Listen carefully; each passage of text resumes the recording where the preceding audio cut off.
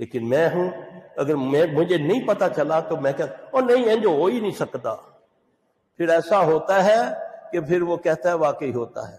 اللہ ہمیں ان ازمائشوں سے بچائے، اللہ کسی کو ان بیماری میں مبتلا کرے۔ واللہ لوگ آتے ہیں ہمارے پاس، اللہ کی قسم میں نے بڑی کتابیں پڑھی، بڑے میں نے یہ مرض پڑھے، لیکن ایسے ایسے لوگ آتے ہیں کہ میں آپ کو بتا نہیں سکتا۔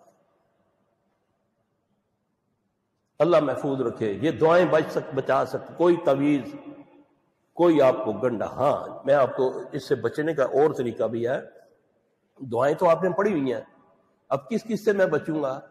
نظر بھی لگ سکتی ہے، اور نظر جو ہے جادو سے بھی خطرناک ہے، جن سے بھی خطرناک ہے۔ نبی صلی اللہ علیہ وسلم نے فرمایا اگر کوئی چیز تقدیر پہ بھاری ہوتی تو وہ نظر تھی۔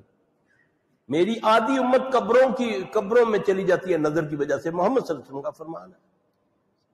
ہمارے پاس مریض آتے ہیں، ساری دنیا کے لوگ کہتے ہیں جی صرف فلاں نے بولا جادو ہوا ہے، فلاں نے بولا یہ ہوتا ہے۔ جب ہم اسیسمنٹ کرتے ہیں تو دیکھا نظر ہے، اس کو کہتے ہیں جاؤ بھائی جا کر اپنی اماں کے پانی سے نہا لو۔